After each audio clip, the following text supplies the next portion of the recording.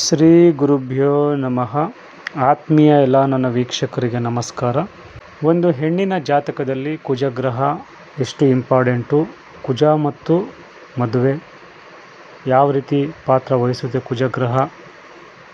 ಕುಜಗ್ರಹನ ಯಾಕೆ ಪತಿಕಾರಕ ಅಂತ ಹೇಳ್ತಾರೆ, ಬೇರೆ ಗ್ರಹ ಆಗಲ್ವಾ ಅನ್ನೋದು ಕೆಲವರ ಪ್ರಶ್ನೆ ಇದೆ. ಸೊ ಯಾಕೆ ಕುಜನ ತಗೊಳ್ತಾರೆ, ಕುಜನ ಕ್ಯಾರೆಕ್ಟರ್ ಏನು, ಕುಜ ನೀಚ ಆದರೆ, ಕುಜ ವೀಕ್ ಆದರೆ ಜಾತಕದಲ್ಲಿ, ಅದರಲ್ಲೂ ಒಂದು ಹೆಣ್ಣಿನ ಜಾತಕದಲ್ಲಿ ಕುಜ ನೀಚ ಆದರೆ ಏನೆಲ್ಲ ಪರಿಣಾಮಗಳು ಬೀರ್ತವೆ ಅನ್ನೋದ್ರ ಬಗ್ಗೆ ಈ ದಿನ ನಾವು ನೋಡೋಣ. ಮುಖ್ಯವಾಗಿ ನಾವು ಇಲ್ಲಿ ತಿಳ್ಕೊಬೇಕಾಗಿರೋದು ಕುಜ ನೀಚ ಆದರೆ ಏನೆಲ್ಲ ಆಗುತ್ತೆ, ಕುಜ ಅಸ್ತಂಗತವಾದರೆ ಏನಾಗುತ್ತೆ ಅಂತ. ಕುಜ ನೀಚ ಸ್ಥಾನ ನಾವು ಕಟಕ ರಾಶಿ ಅಂತ ಹೇಳ್ತೀವಿ. ಸೊ ಇಲ್ಲಿ ಕಟಕ ರಾಶಿಯಲ್ಲಿ ಕೂತ್ಕೊಳ್ಳೋದು ಇಂಪಾರ್ಟೆಂಟ್ ಅಲ್ಲ, ಡಿಗ್ರಿ ವೈಸ್ ನೋಡಬೇಕು, ಅವನು ಎಕ್ಸಾಕ್ಟಾಗಿ ನೀಚ ಆಗಿದ್ದಾನ, ಮತ್ತು ನವಾಂಶದಲ್ಲೂ ಪಾಪಗ್ರಹಗಳ ಜೊತೆ ಏನಾದರೂ ಸಂಬಂಧ ಅಥವಾ ಅಲ್ಲಿ ವೀಕ್ ಆಗಿದ್ದಾನ, ದುಸ್ಥಾನದಲ್ಲಿದ್ದಾನ, ಇದನ್ನು ಕನ್ಫರ್ಮೇಷನ್ ಮಾಡಿಕೊಂಡು ಕುಜ ಎಷ್ಟು ಮಟ್ಟಿಗೆ ಅದು ನಮಗೆ ಪರಿಣಾಮ ಬೀರುತ್ತೆ ಅನ್ನೋದ್ರ ಬಗ್ಗೆ ನಾವು ಯೋಚನೆ ಮಾಡಬೇಕಾಗುತ್ತೆ. ಸೊ ಜನರಲಾಗಿ ಕುಜ ನೀಚ ಆದರೆ ಏನೆಲ್ಲ ಆಗುತ್ತೆ ಅನ್ನೋದು ನಾವು ನೋಡೋದಾದರೆ, ಆತ್ಮವಿಶ್ವಾಸ ಕಡಿಮೆ ಆಗುತ್ತೆ, ಕೋಪವನ್ನು ಒಳಗೆ ಇಟ್ಕೊಳ್ತಾರೆ, ಹೊರಗಡೆ ತೋರಿಸಲ್ಲ, ನಿರ್ಧಾರಗಳಲ್ಲಿ ತುಂಬ ಗೊಂದಲ ಇರುತ್ತೆ, ಭಾವನಾತ್ಮಕವಾಗಿ ಹೆಚ್ಚು ತುಂಬ ಸೆನ್ಸಿಟಿವ್ ಇರ್ತಾರೆ ಕುಜ ನೀಚ ಆದರೆ. ಒಂದು ವೇಳೆ ಕುಜ ಏನಾದರೂ ಅಸ್ತಂಗತ ಆದರೆ, ಸೂರ್ಯನ ಹತ್ತಿರ ಇದ್ದರೆ, ಡಿಗ್ರಿಯಲ್ಲಿದ್ದರೆ, 9 ಡಿಗ್ರಿ ಒಳಗಡೆ ಏನಾದರೂ ಇದ್ದರೆ ಅದು ತನ್ನ ಶಕ್ತಿಯನ್ನು ಕಳೆದುಕೊಳ್ಳುತ್ತೆ. ಸೊ ಅವಾಗ ಏನಾಗುತ್ತೆ ಅಂದರೆ ತನ್ನ ಮಾತು ಹೇಳಿಕೊಳ್ಳಲು ಕಷ್ಟ ಆಗುತ್ತೆ, ಕೆಲವೊಮ್ಮೆ ಡಿಪೆಂಡೆಂಟ್ ನೇಚರ್ ಇರುತ್ತೆ,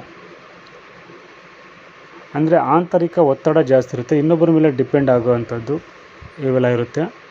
ಮತ್ತು ಎನರ್ಜಿ ಇರುತ್ತೋ ಅವೆಲ್ಲ ಎನರ್ಜಿ ಇದ್ರೂ ಅದು ಅವರಿಗೆ ಸರಿಯಾದ ಸಮಯದಲ್ಲಿ ಅದನ್ನು ತೋರಿಸ್ಕೊಳ್ಳೋಕ್ಕಾಗಲ್ಲ, ಅಥವಾ ಸರಿಯಾದ ಸಮಯದಲ್ಲಿ ಅದು ಡಿಸ್ಪ್ಲೇ ಆಗಲ್ಲ ಅಂತ ಹೇಳ್ಬೋದು. ಅಂದರೆ ಇವರಲ್ಲಿರುವಂತಹ ಒಂದು ಎನರ್ಜಿ ಅಥವಾ ಇವರಲ್ಲಿರೋಂತಹ ಒಂದು ಆಕ್ಟಿವ್ನೆಸ್ ಅಂತ ಏನು ಹೇಳ್ತೀವಿ, ಆಕ್ಟಿವ್ ಆಗಿ ಇರೋದು ತುಂಬ ಕಮ್ಮಿ ಇರ್ತಾರೆ ಅಂತ ಹೇಳ್ತೀವಿ. ಮತ್ತು ಸಂಬಂಧಗಳಲ್ಲಿ ಮಿಸ್ಅಂಡರ್ಸ್ಟ್ಯಾಂಡಿಂಗ್ ಜಾಸ್ತಿ ಇರುತ್ತೆ, ಮದುವೆ ನಂತರ ಒಂದು ಮನಸ್ಸಿಗೆ ಅಸಮಾಧಾನ ಅನ್ನೋದು ಕೊಡುತ್ತೆ ಅಂತ ಹೇಳ್ತೀವಿ. ಸೊ ತುಂಬ ಜನ ಕೇಳೋದು ಹೆಣ್ಣಿನ ಜಾತಕದಲ್ಲಿ ಕುಜ ಪತಿಕಾರಕನ ಅಂತ ಪ್ರಶ್ನೆ ಕೇಳ್ತೀವಿ. ಅದೇನು ಅಂತಂದರೆ ಅದು ಎಕ್ಸಾಕ್ಟಾಗಿ ಪತಿಕಾರಕ ಕುಜಗ್ರಹ ಅಂತ ತುಂಬ ಜನ ತಗೊಳ್ತಾರೆ. ಅದು ಯಾಕೆ ತಗೊಳ್ತಾರೆ ಅಂತಂದರೆ, ಕುಜ ಏನನ್ನು ಸೂಚನೆ ಕೊಡುತ್ತೆ, ಏನನ್ನು ಸೂಚಿಸುತ್ತೆ ಅಂತ ನಾವು ನೋಡೋದಾದರೆ, ಕುಜ ಬಂದ್ಬಿಟ್ಟು ಫಿಸಿಕಲ್ ಎನರ್ಜಿಯನ್ನು ಹೇಳುತ್ತೆ, ಫ್ಯಾಷನ್ನು, ಅಟ್ರ್ಯಾಕ್ಷನ್ನು, ಫಿಸಿಕಲ್ ಎನರ್ಜಿ, ದೈಹಿಕ ಒಂದು ಆಕರ್ಷಣೆಯನ್ನು ಕುಜ ಹೇಳುತ್ತೆ.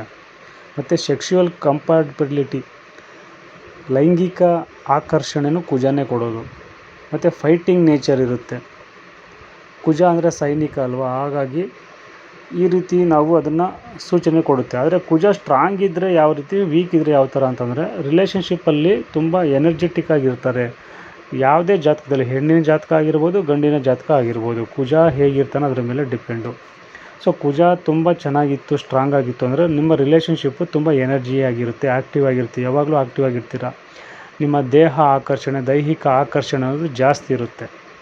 ಅದೇನಾದರೂ ಕುಜ ವೀಕ್ ಆಯಿತು ಅಂತಂದರೆ ಇಂಟ್ರೆಸ್ಟ್ ಕಡಿಮೆ ಇರುತ್ತೆ, ಅಡ್ಜಸ್ಟ್ಮೆಂಟ್ ಅನ್ನೋದು ಸಮಸ್ಯೆ ಅಲ್ಲಿ ಉದ್ಭವ ಆಗುತ್ತೆ ಅಂತ ಹೇಳ್ಬೋದು. ಆದರೆ ಪತಿಕಾರಕ ಯಾರಪ್ಪ ಶಾಸ್ತ್ರದ ಪ್ರಕಾರ ಅಂತ ನೋಡಿದ್ರೆ, ಇಲ್ಲಿ ಹೆಣ್ಣಿನ ಜಾತಕದಲ್ಲಿ ಗುರು ವೆರಿ ಇಂಪಾರ್ಟೆಂಟು, ಜುಪಿಟರ್, ಅದನ್ನು ನೋಡಬೇಕಾಗುತ್ತೆ. ಕುಜ ಬಂದ್ಬಿಟ್ಟು ಸೆಕೆಂಡ್ ರೋಲ್ ಆಗಿ ನಾವು ಯೂಸ್ ಮಾಡ್ತೀವಿ. ಬರೀ ಕುಜನ್ ಒಂದನ್ನೇ ನಾವು ಫೋಕಸ್ ಮಾಡೋದಲ್ಲ, ತುಂಬ ಜನ ಕುಜನ್ನೇ ನೋಡ್ತಾರೆ, ಜಾತಕದಲ್ಲಿ ಕುಜ ಚೆನ್ನಾಗಿರಬೇಕು ಅಂತ ಈ ಥರ ನೋಡ್ತಾರೆ. ಬಟ್ ಆ್ಯಕ್ಚುಲಾಗಿ ಗುರುನೂ ನೋಡಬೇಕು, ಗುರು ವೆರಿ ಇಂಪಾರ್ಟೆಂಟು ಜಾತಕದಲ್ಲಿ. ಸಾಮಾನ್ಯವಾಗಿ ಗುರು ಗ್ರಹ ನಾಡಿ ಜ್ಯೋತಿಷದ ಪ್ರಕಾರ ಮತ್ತು ಜನರಲಾಗಿ ನಾವು ಗುರು ಗಂಡನ ಗುಣ, ಸ್ವಭಾವ ಮತ್ತು ಸಪ್ತಮ ಭಾವ ಪ್ಲಸ್ ಅದರ ಅಧಿಪತಿ ಮತ್ತು ಮದುವೆ ಜೀವನ, ಇದ್ರ ಬಗ್ಗೆ ನಾವು ನೋಡಬೇಕಾಗುತ್ತೆ. ಗುರು ಬಂದು ಸಂತಾನಕಾರಕ ಮತ್ತು ಭಾಗ್ಯಕಾರಕನಾಗ್ತಾನೆ, ವೆರಿ ಇಂಪಾರ್ಟೆಂಟು. ಒಂದು ಹೆಣ್ಣಿಗೆ ಸಂತಾನ ವೆರಿ ಇಂಪಾರ್ಟೆಂಟ್ ಆಗುತ್ತೆ.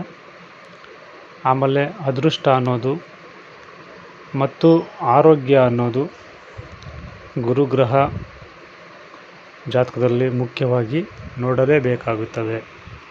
ಹಾಗಾಗಿ ಇದು ಸಾಮಾನ್ಯವಾಗಿ ನಾವು ಪಾರಂಪರಿಕವಾಗಿ ನಾವು ಏನು ನೋಡ್ತೀವಿ ಅಂದರೆ, 7ನೇ ಮನೆ ಹಸ್ಬೆಂಡ್ ಹೌಸ್ ಅಂತ ಹೇಳ್ತೀವಿ, 7ನೇ ಮನೆ ಅಧಿಪತಿ ಮತ್ತು ಶುಕ್ರ, ದಾಂಪತ್ಯಕ್ಕೆ ಸುಖ ಹೇಗಿದೆ ಅನ್ನೋದು ಶುಕ್ರ ತಗೊಳ್ತೀವಿ.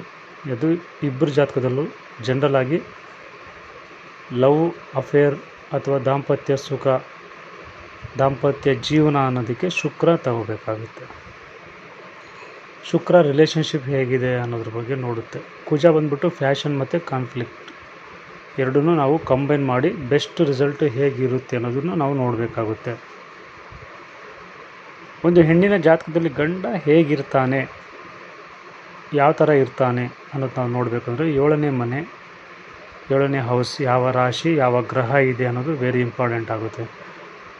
ಅದನ್ನು ನಾವು ತಗೊಂಡ್ರೆ 7ನೇ ಮನೆ ಅಧಿಪತಿ ಯಾವ ಮನೆಗೆ ಹೋಗಿದೆ, ಅದು ಸ್ಟ್ರಾಂಗ್ ಆಗಿದ್ದಾನ, ವೀಕ್ ಆಗಿದ್ದಾನ, ಪ್ಲಸ್ ಗುರುಗ್ರಹ ಸ್ಟ್ರಾಂಗ್ ಆಗಿದ್ದಾನ, ಒಳ್ಳೆ ರೆಸ್ಪಾನ್ಸಿಬಲ್ ಹಸ್ಬೆಂಡ್ ಆಗಿದ್ದಾನ, ಅಥವಾ ಅವನು ಯಾವ ಥರ ಕ್ಯಾರೆಕ್ಟರ್ನ ಹೊಂದಿದ್ದಾನೆ ಅನ್ನೋದಕ್ಕೆ ಗುರು ಜಾತಕದಲ್ಲಿ ಯಾವ ಗ್ರಹದ ಜೊತೆ ಇದ್ದಾನೆ, ಯಾವ ರಾಶಿಯಲ್ಲಿದ್ದಾನೆ, ಹೇಗೆ ಇದ್ದಾನೆ ಗುರುಗ್ರಹ, ಅದರ ಮೇಲೆ ಡಿಪೆಂಡ್ ಆಗುತ್ತೆ. ಕುಜ ತುಂಬ ಜನ ಕುಜನ ತಗೊಳ್ತಾರೆ. ಕುಜ ಹೇಗಿದ್ದಾನೆ, ಕುಜ ಜೊತೆ ಯಾರಿದ್ದಾನೆ, ಅದ್ರ ಮೇಲೆ ಗಂಡ ಯಾವ ಥರ ಇರ್ತಾನೆ ಅನ್ನೋದು ತಗೊಳ್ತಾರೆ. ಬಟ್ ಆ್ಯಕ್ಚುಲಾಗಿ ಗುರು ತಗೋಬೇಕು. ಗುರು ಜಾತಕದಲ್ಲಿ ಹೇಗಿದೆ ಅನ್ನೋದ್ರ ಮೇಲೆ ಗಂಡ ಹೇಗಿರ್ತಾನೆ, ಎಂಥವನಾಗಿರ್ತಾನೆ, ಅವನ ಗುಣ ಸ್ವಭಾವ ಎಂಥದ್ದು ಅಂತ ಗುರುಗ್ರಹದಿಂದ ತಿಳಿಯುತ್ತೆ. ಈ ಥರ ನಾವು ನೋಡಬೇಕು.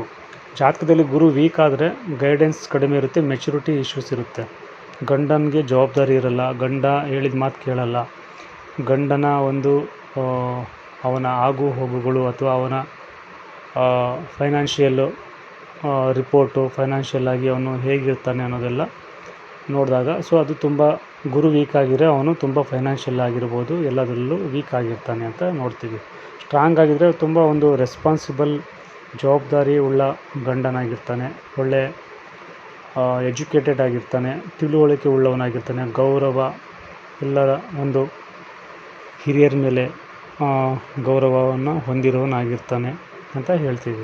ತುಂಬ ಜನ ಕುಜ ವೀಕ್ ಆಗಿದ್ದರೆ ಮದುವೆಯಲ್ಲಿ ಸಮಸ್ಯೆಗಳು ಬರುತ್ತಾ, ಕುಜದೋಷ ಇದೆಯಾ, ತುಂಬ ಜನ ಇದನ್ನು ಕೇಳೋ ಪ್ರಶ್ನೆಗಳು. ಕುಜದೋಷದ ಬಗ್ಗೆ ತುಂಬ ಸಲ ಹೇಳಿದ್ದೀವಿ, ನಮ್ಮ ಚಾನಲಲ್ಲಿ ವಿಡಿಯೋಸ್ ಇದೆ, ನೋಡ್ಬೋದು. ಸೊ ಇಲ್ಲೇನಪ್ಪ ಅಂದರೆ ಇದು ಡೈರೆಕ್ಟ್ ಡೇಂಜರ್ ಏನಲ್ಲ. ಕುಜ ವೀಕ್ ಆಗಿದ್ರೆ ಡೈರೆಕ್ಟಾಗಿ ಏನು ತೊಂದರೆ ಕೊಡೋಲ್ಲ. ಅದು ತುಂಬ ಕಾಂಬಿನೇಷನ್ ಇರುತ್ತೆ. 7ನೇ ಮನೆ ವೀಕ್ ಆಗಿರಬೇಕು, ಶುಕ್ರ ವೀಕ್ ಆಗಿರಬೇಕು, ದಶಾಭುಕ್ತಿಗಳು ವೀಕ್ ಆಗಿದ್ದರೆ ಆವಾಗ ಪ್ರಾಬ್ಲಮ್ ಇರುತ್ತೆ ಮದುವೆಯಲ್ಲಿ. ಕುಜ ಒಂದೇ ವೀಕ್ ಇದ್ದರೆ ಪ್ರಾಬ್ಲಮ್ ಕೊಡೋಲ್ಲ. ಸೊ ಇಲ್ಲಿ ಕುಜ ವೀಕ್ ಆಗಿದ್ರೆ ಏನು ಹೇಳುತ್ತೆ ಅಂತಂದರೆ ಮಿಸ್ಅಂಡರ್ಸ್ಟ್ಯಾಂಡಿಂಗ್ಸ್ ಇರುತ್ತೆ ತುಂಬ. ಮತ್ತು ಜನರಲ್ಲಾಗಿ ಕುಜ ವೀಕ್ ಆಗಿದ್ರೆ ಕೋಪ ಜಾಸ್ತಿ ಇರುತ್ತೆ, ತುಂಬ ಕೋಪ ಇರುತ್ತೆ, ಮೂಗ್ ಮೇಲೇ ಕೋಪ ಅಂತ ಹೇಳ್ತೀವಲ್ಲ ಅದು. ಮತ್ತು ಬೇಗ ಕಾಂಪ್ರಮೈಸ್ ಆಗೋಲ್ಲ. ಕುಜ ವೀಕ್ ಆಗಿರೋರ ಜಾತಕದಲ್ಲಿ ಕುಜ ಅವರು ಕಾಂಪ್ರಮೈಸ್ ಆಗೋಲ್ಲ, ಅವ್ರು ಹೇಳ್ದಂಗೆ ಆಗಬೇಕು. ಅವರು ಮೂಗಿನ ತುದಿಯಲ್ಲಿ ಕೋಪ ಇರುತ್ತೆ, ನೇರವಾಗಿ ಮಾತನಾಡ್ತಾರೆ, ತುಂಬ ಇಂಟಿಮಸಿ ಇಶ್ಯೂಸ್ ಇರುತ್ತೆ, ಎಮೋಷ್ನಲ್ಲಿ ಇಂಬ್ಯಾಲೆನ್ಸ್ ಜಾಸ್ತಿ ಇರುತ್ತೆ ಇವ್ರಿಗೆ. ಸೊ ಇದನ್ನು ನಾವು ನೋಡ್ದೇ ಜಡ್ಜ್ಮೆಂಟ್ ಕೊಡೋದು ತುಂಬ ತಪ್ಪಾಗುತ್ತೆ. ಕುಜ ಒಂದು ವೀಕ್ ಇದ್ಬಿಟ್ರೆ ಪ್ರಾಬ್ಲಮ್ಮು ಅಂತ ಹೇಳೋದು ತಪ್ಪಾಗುತ್ತೆ. ಸೊ ಅದಕ್ಕೋಸ್ಕರ ಇಲ್ಲಿ ತುಂಬ ವೆರಿ ಇಂಪಾರ್ಟೆಂಟು 7ನೇ ಮನೆ, ಗುರು, ಶುಕ್ರ ಮತ್ತು ದಶಾಭುಕ್ತಿ ಟೈಮ್ ಪೀರಿಯಡು, ಇಷ್ಟನ್ನು ನಾವು ನೋಡಬೇಕಾಗುತ್ತೆ. ಕೊನೆಯದಾಗಿ ಕುಜ ವೀಕ್ ಇದ್ದರೆ, ಅಸ್ತಂಗತನಾಗಿದ್ದರೆ ಎಮೋಷ್ನಲ್ಲು ಮತ್ತು ಅಡ್ಜಸ್ಟ್ಮೆಂಟು ಚಾಲೆಂಜಸ್ ಇರುತ್ತೆ. ಜಾತಕದಲ್ಲಿ ಗುರು ಚೆನ್ನಾಗಿದ್ದರೆ ಮದುವೆ ಜೀವನ ತುಂಬ ಚೆನ್ನಾಗಿರುತ್ತೆ, ಸಿಗೋ ಗಂಡನೂ ಒಳ್ಳೆಯವನಾಗಿರ್ತಾನೆ. ಗುರು ಜೊತೆ ಯಾವ ಗ್ರಹ ಕಮಿಟ್ ಆಗಿದೆಯೋ, ಗುರು ಜೊತೆ ಯಾವ ಗ್ರಹ ಇದೆಯೋ ಅದ್ರ ಮೇಲೆ ಮದುವೆ ಜೀವನ ಹೇಗಿರುತ್ತೆ ಒಂದು ಹೆಣ್ಣಿನ ಜಾತಕದಲ್ಲಿ ಅನ್ನೋದ್ರ ಬಗ್ಗೆ ತಿಳ್ಕೋಬೇಕು ಅಂತ ಹೇಳ್ತಾ ಇವತ್ತಿನ ಈ ಕಾರ್ಯಕ್ರಮನ ಮುಗಿಸ್ತಾ ಇದ್ದೀನಿ. ಮುಂದಿನ ಬಾರಿ ಗುರುಗ್ರಹ ಜೊತೆ ಯಾವ್ಯಾವ ಗ್ರಹಗಳು ಇರ್ತವೆ, ಯಾವ ಥರ ಇರುತ್ತೆ ಅನ್ನೋದ್ರ ಬಗ್ಗೆ ತಿಳಿಸುವಂಥ ಪ್ರಯತ್ನವನ್ನು ಮಾಡ್ತೀನಿ. ಎಲ್ಲರಿಗೂ ಒಳ್ಳೆಯದಾಗಲಿ, ಶುಭವಾಗಲಿ, ನಮಸ್ಕಾರ.